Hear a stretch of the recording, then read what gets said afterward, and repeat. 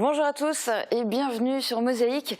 SOS 18, les pompiers recrutent, du moins ils aimeraient bien, mais c'est de plus en plus difficile de trouver des gens prêts à s'engager pour devenir pompiers volontaires.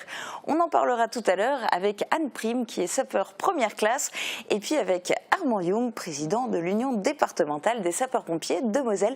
Bonjour à tous les deux et merci beaucoup d'être là pour cette émission. Bonjour aussi à toi Sandrine. Bonjour. On compte sur toi comme d'habitude pour la question du jour. Avec plaisir. Mais on va commencer cette émission à Diefenbach-les-Putelanges, au bord de l'étang, où va être donné dans quelques instants le coup d'envoi d'un enduro de pêche à la carpe. Guillaume Dumonteil est sur place, filmé par Thomas Drouin. Bonjour Guillaume.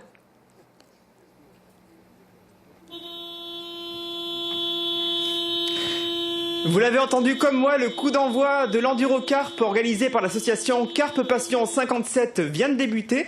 36 équipes sont en lice, il y a des Belges, des Français et des Allemands qui sont là en binôme pour attraper la plus grosse carpe ou attraper le plus grand nombre de poissons possible. Tout à l'heure, nous irons à la rencontre d'une équipe française qui entend bien ne pas rentrer bredouille. Merci Guillaume. Et en attendant, on fait un rapide tour de l'info en 60 secondes.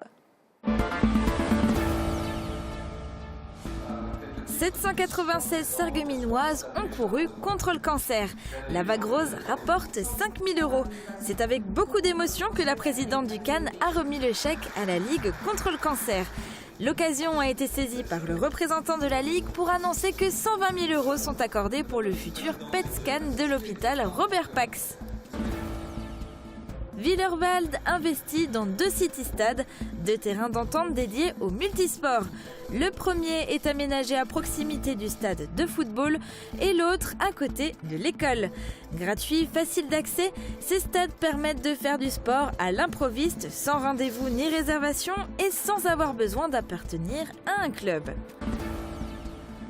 Se regrouper pour payer moins cher nos factures d'électricité et de gaz. L'UFC Que Choisir renouvelle sa campagne d'enchères inversée. L'idée est de regrouper les consommateurs pour peser face aux fournisseurs. 160 000 personnes sont déjà inscrites sur la plateforme en ligne choisirensemble.fr. Les gains moyens de l'an passé s'élèvent à 200 € par souscripteur. Date limite d'inscription le 25 septembre. Du Wi-Fi gratuit partout en Europe. L'Union européenne injecte 120 millions d'euros. L'idée est de fournir un accès gratuit à Internet dans tous les lieux publics tels que les mairies, bibliothèques, hôpitaux et parcs. Cela concernera 6 000 à 8 000 villes d'Europe. Les collectivités locales devront prendre en charge les frais d'abonnement. Élection fédérale en Allemagne. Angela Merkel en route pour un 4e mandat. Dimanche prochain, 24 septembre, nos voisins votent pour le renouvellement des 630 sièges du Bundestag. L'enjeu de ces élections implique, pour la chancelière sortante, l'obtention d'un 4e mandat à la tête du gouvernement. Les infos côté météo, Sandrine, tu étais dans le brouillard ce matin? Un petit peu oui, mais je pense un peu comme tout le monde. Bon allez, on regarde les prévisions pour demain. Avec le Crédit Mutuel, partenaire des grands événements sportifs.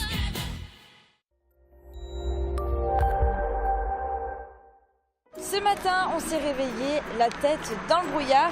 Pour demain matin, ce sera à peu près la même chose, à la différence près que les grisailles vont se lever beaucoup plus vite pour laisser place à des éclaircies qui vont s'élargir tout au long de la journée. On pourra donc profiter d'une agréable dernière journée d'été. Par contre, côté température, il fera quand même assez frais le matin avec de 3 à 7 degrés. Les maximales iront de 17 à 19 degrés. Demain, nous sommes le jeudi 21 septembre et nous fêtons les Mathieu. Le soleil nous accompagnera de 7h17 à 19h31. Je vous retrouve dans un instant pour faire le point sur nos réseaux sociaux.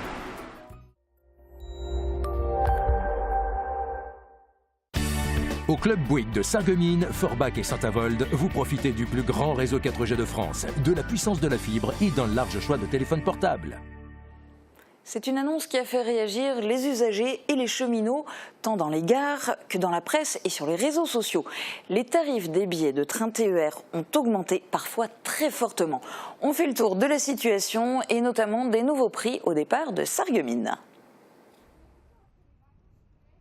C'est une des conséquences de la création de la région Grand Est et c'est peu dire qu'elle fait des vagues dans les gares de l'ancienne région Lorraine. La nouvelle grande région a souhaité revoir les tarifs des billets de train sur l'ensemble de son territoire. Le but affiché est de simplifier l'offre tarifaire, mais en Lorraine cela se traduit par une augmentation franche. Si prendre le train est désormais plus cher, c'est que l'ancienne région Lorraine avait mis en place des billets TER beaucoup plus bas que dans les autres régions, notamment l'Alsace. L'harmonisation s'est donc faite par le haut dans les gares lorraines. Mais quels sont désormais les prix à Sarreguemines ? Vous pouvez toujours vous rendre à Strasbourg pour 17,40 € sur la même ligne, mais dans l'autre sens, vous rejoignez Sarrebruck pour 5,80 €. Pour aller à Metz, il vous faudra débourser 15,30 € alors que le billet pour Beach est lui passé à 8,50 €. Enfin, la liaison vers sa Réunion est disponible avec un billet à 5,50 €. Tous ces prix sont des prix sans réduction. La région Grand Est met en avant l'existence de cartes permettant d'obtenir entre 30 et 70% de rabais. La carte Primo à 20 € pour les plus jeunes et la carte Presto à 30 € pour les autres. Pas besoin de train pour aller à Diefenbach-les-Putelanges. On est en duplex avec Guillaume pour en savoir plus sur cet enduro 96 heures de pêche. Salut Loïc. Salut. C'est la première fois que tu participes à un enduro ?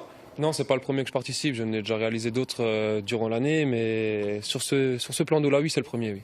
Comment on se prépare pour une épreuve aussi longue, 96 heures de pêche ? Il faut beaucoup de mental. Si jamais le poisson ne répond pas, si justement il répond, ça devient très physique. Il faut avoir de quoi se réchauffer la nuit avec un chauffage, de quoi avoir à manger correctement sur la longue de la session, mais sinon, globalement, ça devrait bien se passer. Donc vous êtes en totale autonomie au niveau de la nourriture, au niveau du couchage, tout est à portée ? Voilà, c'est exact. Ouais. On est équipé comme vous voyez derrière avec la tente, on a des bettchers, c'est des lits adaptés pour la pêche en elle-même. On a le chauffage, tout devrait bien se dérouler, on ne devrait pas avoir froid, on devrait bien manger. Qu'est-ce qui fait que tu as décidé de participer à cet enduro ? C'est les échos que j'ai eus par rapport au team de Carpation qui réalise cet enduro-là. Le challenge aussi par rapport à la taille du plan d'eau. Je connais relativement bien le plan d'eau. Je le pêche depuis déjà de nombreuses années maintenant et voilà. Qu'est-ce que tu penses de l'endroit où vous êtes ? Vous pensez pouvoir faire beaucoup de prises ? On a été presque dernier dans le tirage au sort. On s'est quand même bien démerdé avec ce tirage-là, sur ce poste-là, qui est le numéro 41. Ça devrait relativement bien se passer. Il y avait beaucoup de poissons dans les zones les jours précédents. Maintenant, à voir avec la météo si le poisson ne décidera pas de remonter dans les pointes. Vous êtes fixé un objectif ? On essaye de viser le podium. Après, à voir comment ça va se présenter, si les poissons répondent sur l'amorçage qu'on va leur proposer. On a mis en place plusieurs sortes d'appâts différents, des graines, des bouillettes, histoire de voir sur quoi les poissons seraient plus preneurs et puis par la suite varier en fonction des touches et opter pour l'amorçage où le poisson répond présent, quoi. D'accord. Merci beaucoup Loïc. Verdict dimanche 9h, on saura alors si Loïc et son binôme finissent sur le podium. Et on ira justement prendre quelques images dimanche matin pour voir si la pêche a été bonne. On va maintenant à Étain. Tout comme cultiver son petit jardin, le retour des poulaillers est tendance dans les villages. Pierre ne pouvait pas élever des poules dans son lotissement, mais il possède un petit terrain en périphérie du village. C'est là qu'il a construit une structure légère, moderne et sécurisée contre les intrusions des renards et des rapaces. Des poules au grand air et des œufs 100% bio, le reportage de Francis Hoffman. Élever les poules, bon, j'ai grandi, on était petits fermiers et puis l'envie m'a repris de reprendre des poules. Et puis en plus, avec tout ce qu'on entend de nos jours, je préférais manger mes propres œufs ou ma propre viande de poule, quoi. Et au moins je sais ce que je mange, quoi. Vu que moi j'habite dans l'ancien lotissement et puis que dans le lotissement même on n'a pas le droit d'élever, et vu que j'avais cette propriété-là, ce champ-là, alors j'ai décidé de mettre les poules ici. Bon, avec une petite appréhension parce que c'est quand même un peu isolé. J'ai fait du mieux que j'ai pu pour éviter pour tous les animaux sauvages, quoi, hein, comme pour les buses ou pour les renards, pour qu'ils ne puissent pas accéder aux poules, quoi.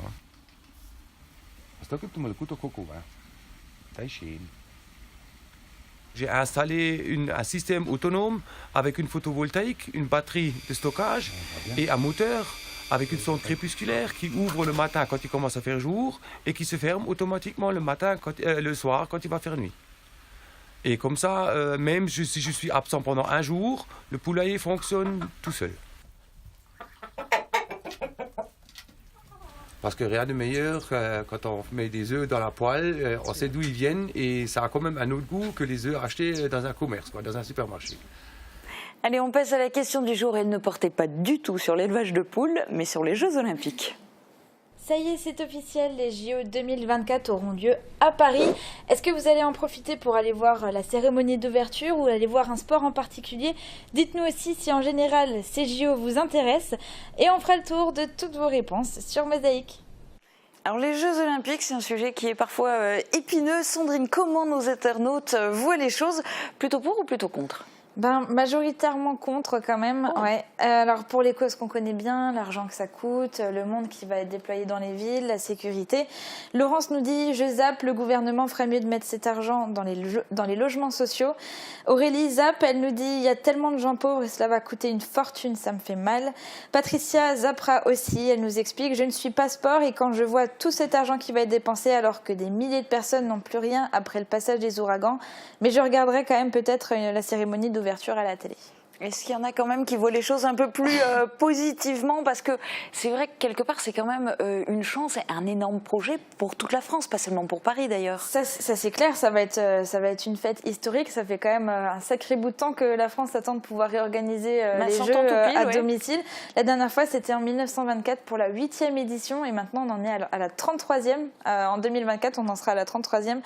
Alors, après, pour un pays comme la France ou une ville comme Paris, c'est quand même assez positif parce que ça nous permet d'augmenter le tourisme aussi pendant cette période. Ça touche aussi les commerçants. Patricia, elle pense à la sécurité. Elle nous dit la sécurité sera maximale. Les Parisiens pourront enfin dormir sur leurs deux oreilles.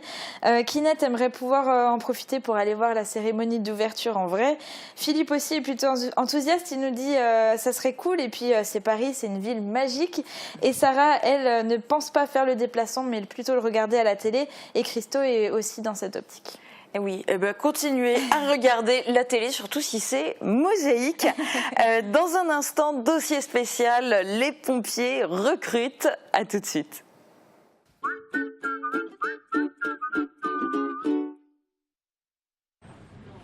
C'est celle-là. T'es sûr? Ouais. Bon. Je suis certain qu'il y a moyen de négocier. Laisse-moi faire. Ah, s'il vous plaît? C'est gentil, papa, mais c'est déjà fait, en fait. Comment ça? Au Crédit Mutuel, ils ont déjà négocié les prix pour moi.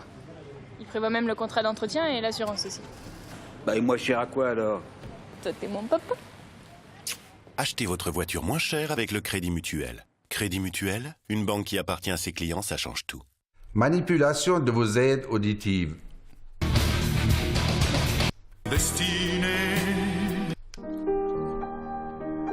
C'est dingue toute la technologie qu'il y a dans ces petits appareils. Restez connectés avec la passion de l'audition. En France, en 2017, la maladie d'Alzheimer affecte 900 000 personnes. 600 nouveaux cas par jour, aucun traitement curatif. En 2020, elles seront 1 275 000. France Alzheimer et maladies apparentées accompagne depuis 32 ans les familles et les personnes malades. 96 associations départementales accueillent, écoutent et accompagnent malades et aidants. Ensemble, tout devient possible. Agissons contre l'oubli.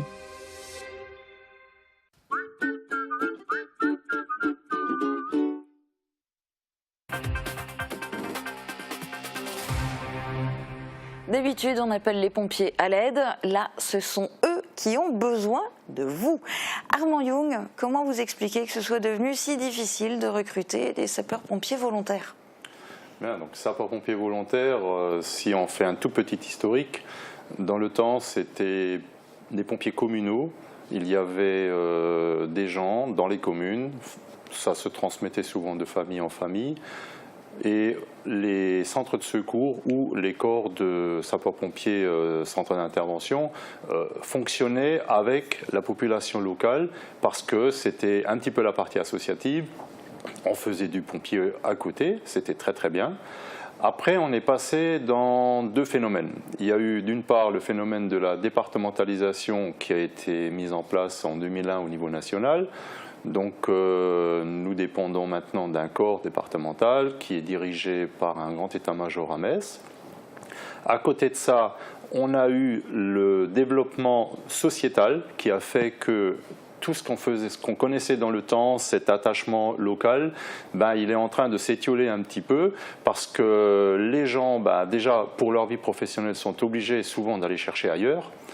Ça se pratique surtout, ça se rencontre surtout dans les villes aux entours, petites villes. Il y a moins de travail, donc on fait des kilomètres. Ensuite, on a une évolution au niveau des jeunes, il y a de plus en plus d'étudiants. Forcément, les études, on va loin, on va à Strasbourg, à Metz, à Nancy, donc on est beaucoup moins disponible.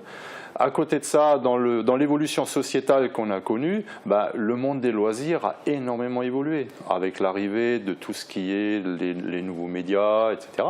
Et avant, dans le temps, on allait s'engager chez les pompiers, le club de foot, etc. Actuellement, les associations rencontrent exactement les mêmes problèmes que nous. Et les gens ne se sentent plus vraiment attirés.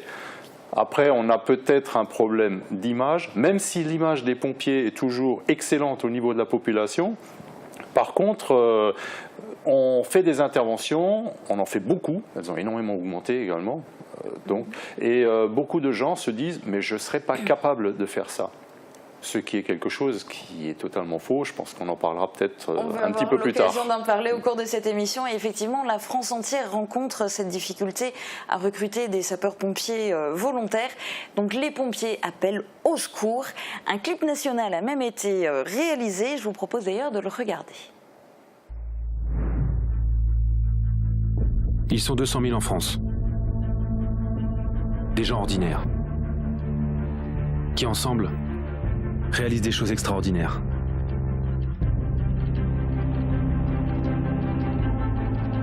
Ce sont des hommes, des femmes.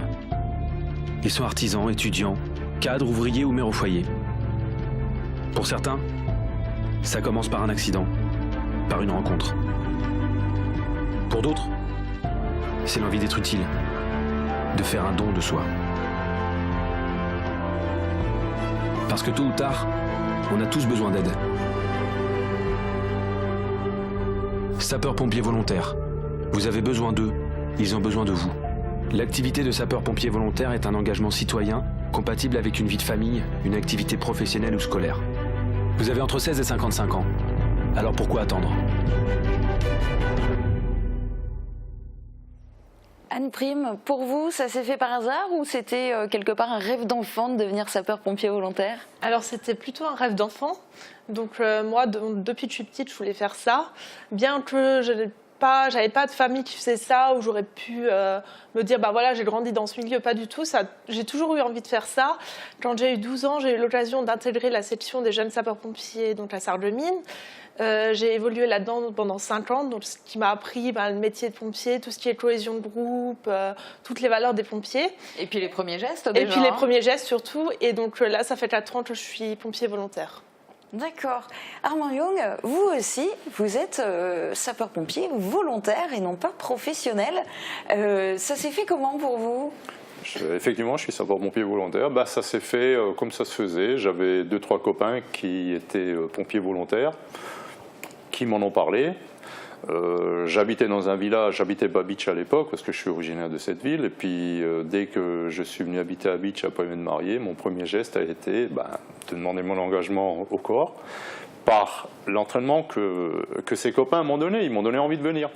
Et puis voilà, à partir de là, l'évolution s'est faite. Et puis c'est un exemple qui permet de dire que sapeur-pompier volontaire, on peut prendre des responsabilités, on peut monter en grade. Absolument. Alors on l'a vu dans le clip qui est diffusé d'ailleurs au niveau national, donc il y aurait 200 000 pompiers volontaires en France.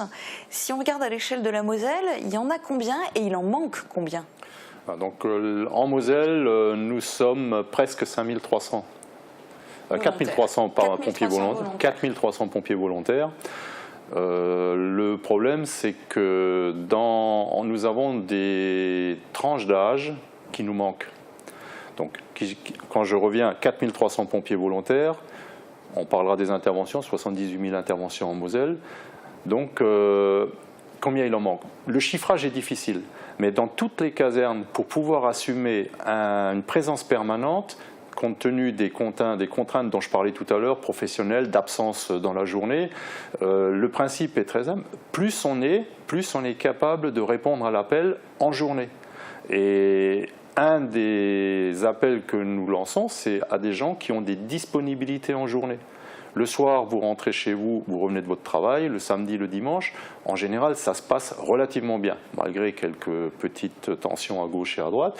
Mais nous avons besoin de monde, bien sûr, pour nous accompagner tout le temps, mais on a ces fameuses tranches d'âge de 8h, 18h, ou même 7h, 18h, qui nous posent des problèmes. Qui posent souci. Concrètement, les sapeurs-pompiers volontaires, ils sont amenés à faire quoi? Est-ce que, quand il y a des interventions, par exemple, ils font exactement la même chose? Ils sont affectés exactement aux mêmes tâches, aux mêmes missions que les sapeurs professionnels? Absolument. Donc, quand vous faites le 18, vous attendez des secours. Les gens qui vont venir avec le camion portent la même tenue. Vous ne faites pas la différence entre un professionnel et un volontaire. Le sapeur-pompier volontaire suit une formation, bien entendu, on pourra peut-être la détailler tout à l'heure, secourisme, etc. C'est un métier, c'est une fonction dans laquelle l'improvisation n'existe pas. Les personnes que nous allons aider nous font confiance, nous devons être en phase et nous devons être capables de répondre, et ce n'est que notre formation qui permet de le faire. Anne Prime, depuis que vous êtes sapeur-pompier volontaire, vous êtes déjà sortie sur tous les types d'interventions? Oui, tout à fait, oui.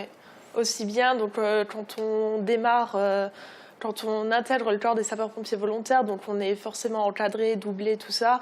Et petit à petit, au fil de l'évolution de nos formations, on fait de plus en plus d'interventions et on intervient sur tous les types d'interventions. Alors c'est vrai qu'au fil de la discussion, on se rend compte à quel point c'est utile, à quel point vous faites effectivement la même chose et à quel point il y a vraiment besoin de vous. Malgré tout, il y a ce problème de réussir à recruter. À Woodvillers, la semaine dernière, ils ont organisé une réunion d'information pour essayer de recruter dans ceux qui allaient venir. Peine perdue, j'allais dire, parce que personne n'est venu. Ceci dit, eux, ils sont vraiment dans un cas particulier, une caserne qui manque cruellement de pompiers. On va voir d'ailleurs les détails des chiffres avec Joseph Veda, qui est le chef de centre. En ce moment, on est 7 sapeurs-pompiers et il y a 4 personnes qui sont en indisponibilité. Donc le but de cette réunion, ce serait de pouvoir recruter du personnel. À un centre comme celui de Woodvillers, il faut un minimum de combien de sapeurs-pompiers pour pouvoir fonctionner normalement? Je dirais une douzaine de personnes, pour pouvoir permuter, parce qu'il y en a des gens qui sont au travail, puis d'autres, voilà, pour pouvoir avoir du personnel sur place. Donc Armand Young, ça c'est un cas que vous constatez dans beaucoup de casernes mosellanes en fait? On a la majorité des centres de secours et des centres d'intervention qui cherchent à recruter. Dans les différentes compagnies, nous en avons 5 sur le département, les sollicitations sont importantes. Nous avons un maillage territorial qui, lui, nous permet d'être présents sur tout le département. Il faut simplement se poser la question, je fais le 18, qui va venir? Si le maillage est bien fait, si nous avons assez de monde, ben ce seront en priorité les sapeurs-pompiers locaux. Et ça permet bien sûr d'intervenir beaucoup plus vite. Voilà. Ensuite, le centre de secours qui vient avec des gros moyens. Si le centre local ne peut pas intervenir, parce que comme venait de le dire le chef de centre de Woodvillers, il n'y a pas assez de monde, ben, il faudra attendre la caserne centre de secours qui aura des délais d'arrivée. Et ce n'est pas ça le sens du maillage. Donc l'objectif de ces interventions, de recrutement, c'est justement de recréer et de renforcer ces centres locaux, y compris bien entendu les centres de secours, pour que nous puissions avoir cette disponibilité en journée pour pouvoir intervenir rapidement. Alors ça c'est particulièrement vrai dans les villages, mais les villes un petit peu plus grandes sont touchées aussi. On va voir maintenant l'exemple de Sarreguemines avec le capitaine Mathieu Oberhauser. Alors sur le secteur de Sarreguemines actuellement, on a des recrutements pour le 1er janvier 2018. Il y a des centres de première intervention, donc qui sont satellites du centre de secours, qui ont des recrutements au 1er janvier. Et puis il y en a d'autres, peut-être comme le cas de Woustviller. Aujourd'hui, nous n'avons pas de recrutement pour le 1er janvier 2018. Donc l'objectif de ce soir, c'était de mettre en avant le volontariat, la promotion du volontariat, et trouver des vocations parmi les personnes présentes. En fait, un sapeur-pompier volontaire exerce son activité, son engagement donc citoyen, en plus de son travail. Donc c'est toute la difficulté finalement, c'est de concilier son environnement professionnel, son environnement personnel et donc cette activité de sapeur-pompier volontaire. Et cet équilibre est des fois dur à trouver, ce qui peut expliquer des fois des situations où on est en manque de sapeurs-pompiers. Anne Prime, en dehors de sapeur-pompier volontaire, vous faites quoi dans la vie? Je suis infirmière. En libéral ou Non, non, en hôpital. D'accord, donc ce sont les jours de congé qui sont les jours de repos qui sont consacrés. Voilà, les jours de repos, les contre-postes. Voilà, les journées sont assez chargées. Des doubles journées, quoi. Voilà. D'accord. Mais après, c'est une volonté, c'est un choix que j'ai fait. Ok. Armand Young, vous faites quoi dans la vie en dehors d'être sapeur-pompier, puisque vous aussi vous êtes volontaire? Moi, je travaille dans la fonction publique territoriale au service des routes du conseil départemental. Puis, comme Anne, je suis sapeur-pompier le soir, le week-end, sur mes congés, souvent, comme beaucoup de mes collègues. Et puis, comme Anne, c'est un engagement. Et lorsqu'on a choisi cet engagement, il faut se donner les moyens de le réussir. Ce n'est bien sûr pas donné à tout le monde de pouvoir s'engager si fort, mais notre travail au niveau des pompiers, c'est de nous adapter justement à la disponibilité que les gens peuvent nous offrir. Oui, mais justement, là vous m'expliquez tous les deux comment vous faites pour jongler avec le travail, quitte à faire parfois des doubles postes et à utiliser des congés, des jours de repos, etc. Mais la vie privée, la vie familiale, vous jonglez comment? Parce que ça a une incidence aussi sur vos proches. Oui, forcément. Moi, je suis marié, j'ai 2 enfants. Ça a forcément une incidence. La vie familiale est souvent tributaire des gardes, des astreintes, alors les interventions qui viennent quand on ne le sait pas. Quelque part, il est extrêmement important que la famille accepte cet engagement de sapeur-pompier volontaire. Sinon, ce serait très difficile. Voilà. Donc, le conjoint, et c'est un petit peu le discours que je tiens avec les nouvelles recrues, une des questions que je leur pose, est-ce que vous êtes marié? Est-ce que vous en avez parlé avec votre conjoint? Est-ce que votre femme ou votre mari accepte votre engagement? C'est une question extrêmement importante, ça. Bien sûr. Tout à fait d'accord. C'est vrai que c'est très important que la famille et que l'entourage nous encouragent et surtout soient d'accord avec notre engagement. Et après... c'est vrai que certains jours, on passe plus de temps à la caserne ou au travail qu'à la maison, mais après, il faut que la famille et que l'entourage l'acceptent, et puis ça se passe bien. Et côté organisation, ça se passe comment? Parce que vous disiez tout à l'heure que la mission des sapeurs-pompiers, c'est aussi de s'adapter aux plages horaires qui peuvent être disponibles chez les sapeurs-pompiers volontaires, mais pourtant on entend souvent parler de gardes de 12 heures. Alors ce sont forcément des gardes de 12 heures ou pas? Non, alors le système de garde qui a été mis en place dans le département, il y a des gardes de 10 heures, de 12 heures, mais c'est flexible. En fin de compte, le principe des gardes, c'est de permettre à des sapeurs-pompiers qui ont de la disponibilité en journée, que ce soit parce que, par exemple, ils travaillent en VSD, comme on appelle ça, en semaine, ils peuvent s'inscrire dans un centre de secours et être disponibles 10 heures. Pour ma caserne, c'est 10 heures, Sarreguemines, c'est 12.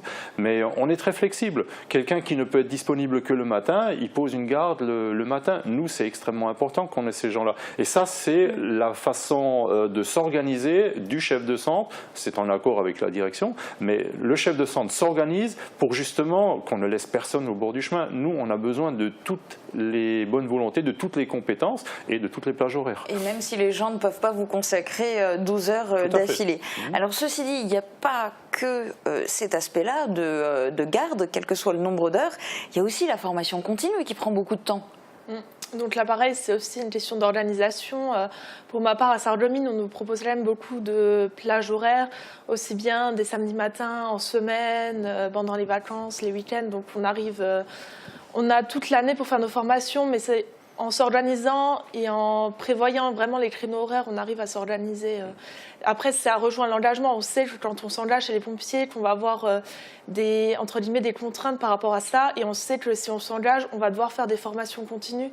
Donc on sait à quoi s'attendre et Donc ça, c'est peut-être un truc qu'on ne sait pas du tout, mais en fait, si on veut devenir sapeur-pompier volontaire, l'atout numéro 1, la qualité numéro 1, c'est d'être hyper organisé, quoi, du coup. Alors, Armand Young, ceci dit, pompier volontaire, ça ne veut pas dire bénévole. Non.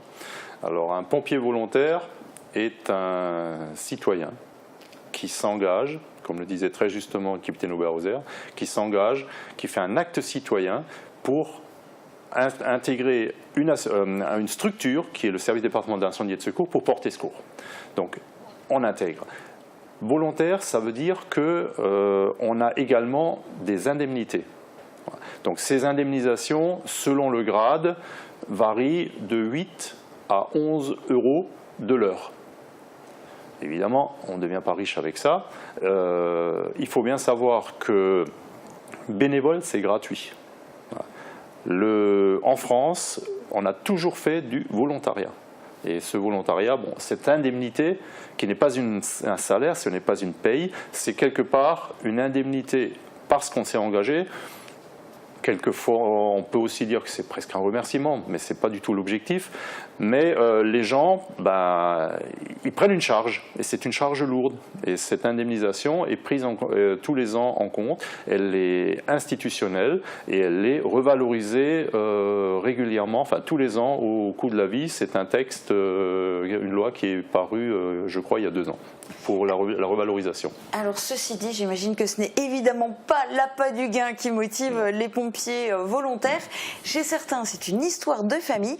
Je vous propose de faire la connaissance de Marie Klein. Alors c'est une ancienne JSP, donc jeune sapeur-pompier. Et moi je l'avais filmée il y a 4 ans. Elle avait alors 16 ans et elle effectuait sa toute première garde de sapeur-pompier volontaire. Regardez. Chez les Klein, on ne devient pas pompier par hasard. C'est un peu comme si on naissait pompier. Quand j'étais tout petite, je portais déjà le casque de mon père. C'était un truc que j'adorais, c'était porter le casque F1 de mon père. Et dans la famille, il y a mon père, il y a mon tonton, il y a mon parrain, il y a mon arrière-grand-père. En fait, c'est vraiment de famille, les pompiers. Une tradition familiale, mais elle est la première femme de sa famille à intégrer ce monde d'hommes en devenant pompier. Pas de quoi la freiner pour autant. C'est pas que c'est plus difficile, mais il faut quand même avoir une bonne condition physique pour entrer chez les pompiers. Déjà juste au niveau des pompes ou de l'endurance physique pour courir et tout. Et non, sinon on est bien accueillis, on n'est pas mis à l'écart justement. Il y a de plus en plus de femmes qui sont chez les pompiers qui arrivent et c'est bien. Si les femmes pompiers trouvent leur place au sein des centres d'intervention, ça n'empêche pas les blagues de potache.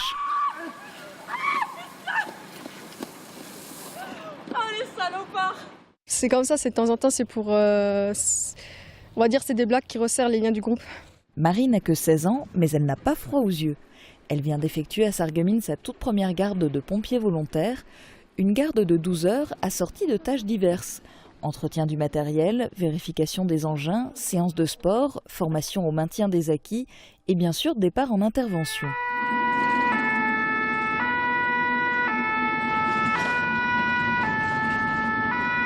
Dès qu'il y a une inter ou quelque chose à faire, on sort, mais on a un véhicule, un ou plusieurs véhicules auxquels on est mis dessus. C'est-à-dire maintenant, s'il faut du secours à personne, moi je suis par exemple sur le VSAV, donc véhicule de secours et d'assistance aux victimes.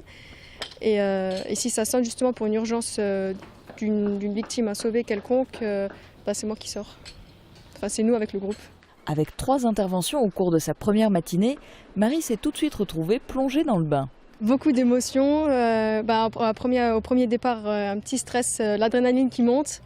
Et puis plus les interventions se font, plus ça va mieux, on prend de l'expérience. Et puis on est bien entouré, il y a plein de gens plein de sapeurs qui nous aident, si on ne sait pas quoi faire, ils nous expliquent bien les choses correctement. Donc on est bien entouré. En plus des récits des nombreux pompiers de sa famille, cette adolescente de l'Ixin en connaît déjà un rayon sur les pompiers. À 12 ans, Marie a intégré les JSP, les jeunes sapeurs-pompiers.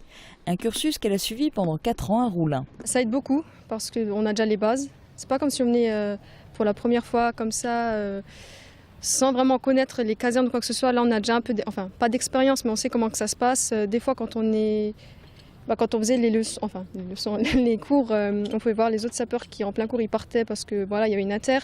Donc on est un petit peu déjà baigné dedans, quoi. Cette première garde, c'était son passage de JSP à pompier volontaire à part entière. 16 ans, c'est l'âge minimum requis pour effectuer des gardes. Avec une seule restriction par rapport à ses collègues majeurs, jusqu'à ses 18 ans, Marie n'a pas le droit d'intervenir sur des incendies. Pour le moment, elle est essentiellement affectée à l'aide à la personne. Et comme ses camarades JSP récemment devenus pompiers volontaires, elle est encadrée par ses aînés. C'est l'entrée dans la vie active, dans le vrai du pompier. Hein. Donc c'est-à-dire que maintenant c'est fini les manœuvres, maintenant ils vont partir en intervention. Et puis pour entrer en intervention, c'est comme tout, ça se prépare. On n'entre pas comme ça chez les pompiers et on part en intervention directement. Il faut qu'ils soient pris en main, il faut qu'ils soient accompagnés pour ne pas être lâchés dans un monde professionnel quand même. Hein. Je veux dire, c'est un métier. Sapeur-pompier, c'est un métier, mais que Marie entend continuer non pas en poste à temps plein, mais en tant que volontaire. C'est un métier que j'adore, mais je l'ai pas. Pompier, c'est pas comme un métier pour moi, c'est plus pour une vocation ou un plaisir en fait. Donc après, j'ai d'autres idées en tête, mais c'est quand même quelque chose qui fait partie de ma vie, quoi. En septembre, Marie fera sa rentrée en première STMG, Sciences et techniques du management et de la gestion, au lycée Jean de Pange à Sarreguemines. Elle rêve de travailler dans l'audiovisuel ou dans l'infographie, tout en consacrant régulièrement des jours de repos à faire des gardes chez les pompiers. Anne Prime, ça vous fait forcément penser à vos débuts. On vous voit, d'ailleurs, on vous aperçoit dans ce portrait de Marie. C'était comment votre première garde? C'est un peu ce qu'elle décrivait, c'était de l'adrénaline, c'était un peu de stress sur les premières interventions, mais comme dit, on est encadré, on nous plonge un peu dans l'ambiance d'une caserne, d'être une femme dans un monde d'hommes, mais après, ça va, on avait commencé ensemble, donc on était plusieurs jeunes, un peu, entre guillemets, peureux sur les premiers jours. Après, ça s'est très bien passé, et puis voilà. Et puis on voit que vous avez continué. Ceci dit, Marie aujourd'hui, elle a levé le pied, elle continue à suivre malgré tout les formations de sapeurs-pompiers volontaires les week-ends, mais elle ne fait plus de garde. Elle a suivi son rêve, elle étudie la communication à MJM Graphic Design. Et du coup, Armand Young, on le voit à travers cet exemple, finalement, c'est pas le tout de recruter des sapeurs-pompiers volontaires et de les former, il faut aussi réussir à les garder dans la durée. Voilà, ça c'est un problème. Nous avons un turnover chez les pompiers volontaires qui est de plus en plus important. Actuellement, en moyenne, un sapeur-pompier volontaire reste entre 9 et 10 ans. Après, il s'en va. Le problème, c'est qu'il a fait toute sa formation et c'est arrivé à cette maturité-là que dans l'encadrement, on compte sur ces personnes pour prendre la suite. Et ça, c'est un énorme problème, d'où sur ces appels au recrutement. Alors, à côté de ça, je parlais à un moment de tranche d'âge. Au niveau des jeunes, ça se passe assez bien, parce qu'on peut être sapeur-pompier entre 16 et 55 ans. 16, 17, 18 ans, on a nos jeunes sapeurs-pompiers qui intègrent, Anne est l'exemple, et puis après, bon, il y a les contraintes de la vie et les études.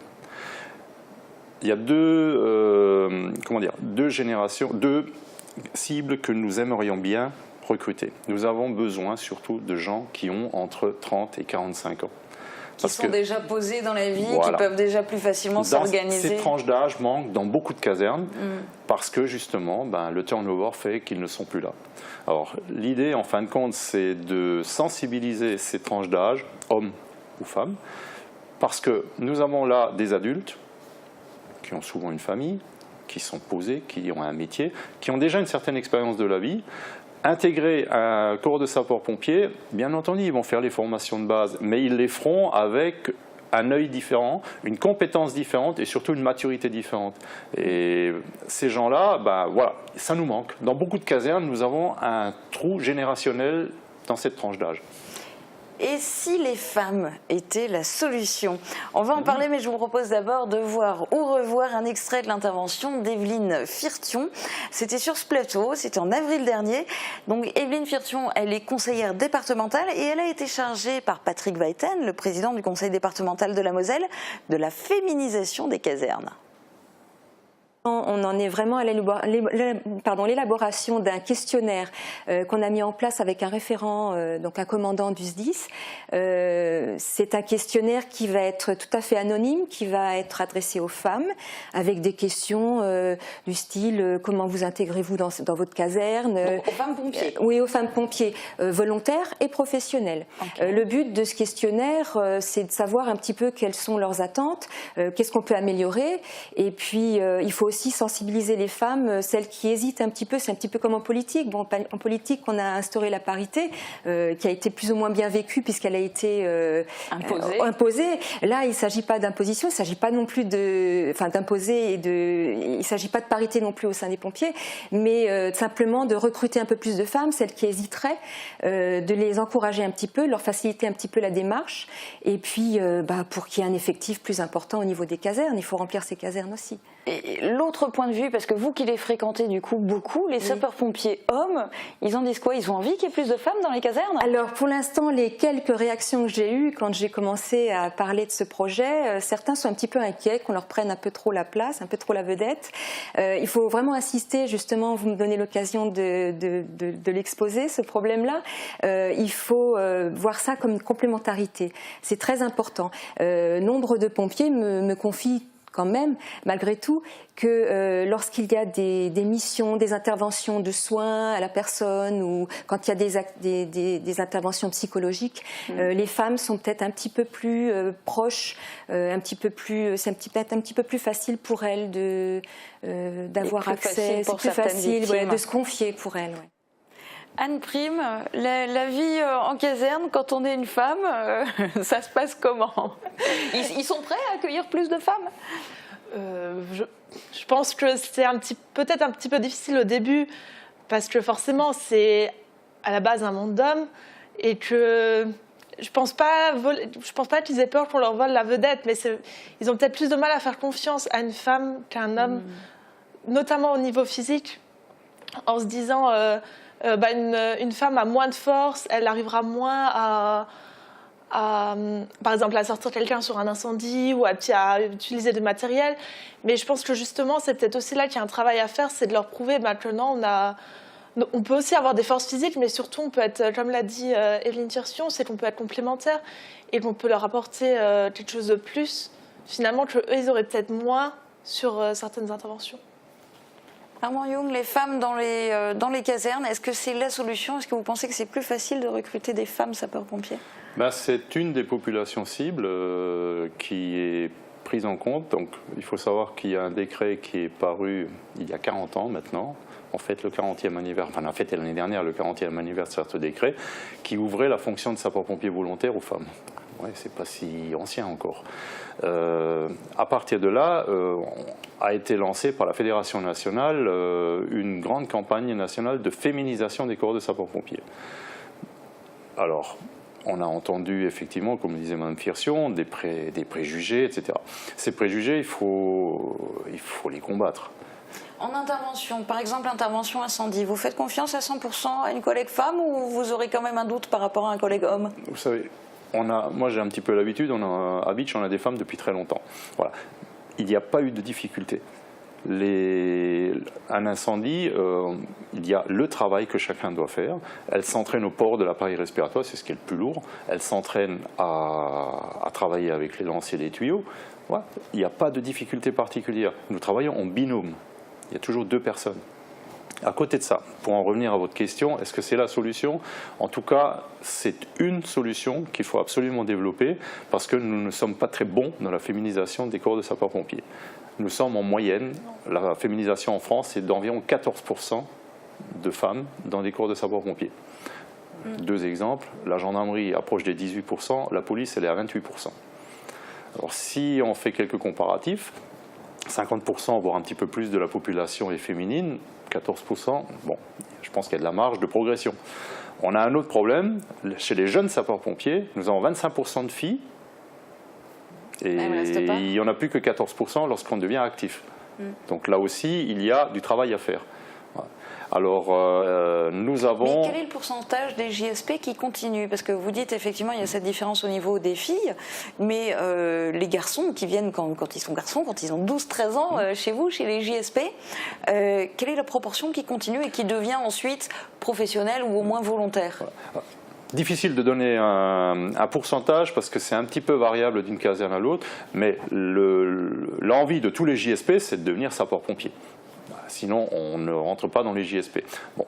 Mais il est vrai qu'on en perd quand même assez rapidement, mais c'est lié à des faits arrivé à 16-17 ans, il y a peut-être des centres d'intérêt qui changent, ce n'est pas les mêmes que ceux qu'on a à 12-13 ans, et effectivement on a ce qu'on appelle des pertes en ligne. Donc à nous de les fidéliser, mais nous sommes des pompiers volontaires, donc c'est un engagement. Les gens, quand ils veulent partir, on n'a pas vraiment de moyen de les retenir, si ce n'est de les convaincre. Donc pour en revenir encore une fois aux femmes, on a peu de femmes qui sont mères de famille, parce que effectivement dans l'esprit ça peut poser un problème. Mais alors que là on a une population qui pour nous peut être extrêmement intéressante, des mamans, beaucoup travaillent, mais nous en avons aussi qui ne travaillent pas, des mères au foyer, et qui pour nous peuvent être vraiment des recrues qui sont importantes parce qu'elles ont de la disponibilité en journée. Les enfants sont au collège, ils sont à la cantine à midi, il y a des heures. C'est aussi vers cette population-là que va notre message de recrutement pour sensibiliser. La difficulté, c'est juste de venir chez nous et de franchir la porte de la caserne pour discuter. Ça va être l'heure de terminer cette émission. Alors pour le mot de la fin, je vais vous proposer à tous les deux de donner vos arguments. Vous voulez recruter, vous voulez adressez-vous directement à nos téléspectateurs, donnez-leur les mots-clés qui vont leur donner envie de vous rejoindre. On a besoin de tout le monde, aussi bien d'hommes mais surtout de femmes, aussi bien, pas forcément à un niveau physique incroyable, voilà, on a besoin de tout le monde, on a besoin de toutes les tranches horaires de disponibilité, on a vraiment besoin de tout le monde. Comme l'a dit, il ne faut pas avoir peur, il faut franchir la porte de la caserne, venir en discuter et puis voilà, tenter l'expérience. L'appel est joliment lancé en tout cas. Oui, donc les sapeurs-pompiers, on s'engage. Je dis souvent, réfléchissez simplement à ce qui se passe chez vous. Il peut arriver un problème à votre famille, à vos amis, à vos voisins. Qu'est-ce que vous faites si les pompiers ne peuvent pas venir à temps ou ne sont plus là? Ça, c'est une chose. L'engagement, après, il faut se poser la question, dans ma vie, est-ce que je peux faire quelque chose au profit des autres? Parce que je peux être chez moi, je peux regarder la télé, des gens, mais tout le monde n'est pas dans une association. Qu'est-ce que je peux faire? Est-ce que j'ai envie de donner? Et c'est un petit peu dans ce sens-là qu'il faudrait essayer de remotiver les gens en disant, voilà, je peux faire quelque chose, je peux porter secours. Je peux, par exemple, chez les pompiers. Et voilà ce que nous, on attend de ces personnes-là. Donc l'appel a été joliment lancé par Anne. Je le lance un petit peu différemment, mais c'est le même esprit. Tout le monde est capable de faire sapeur-pompier dans la mesure où il a un minimum de conditions physiques et qu'il ait une aptitude médicale qui est vue chez nous par des médecins. C'est à la portée de tout le monde. Il n'y a pas de super-héros, ça n'existe pas. Les sapeurs-pompiers, ce sont des citoyens ordinaires que nous croisons dans la rue sans même le savoir. Et c'est dans ce sens-là qu'il faut vraiment se dire, voilà, je peux faire quelque chose, je suis en mesure de porter et d'apporter quelque chose à la société. C'est joliment dit aussi. Merci beaucoup à tous les deux et bon courage pour le recrutement. Très bonne journée à tous. À bientôt.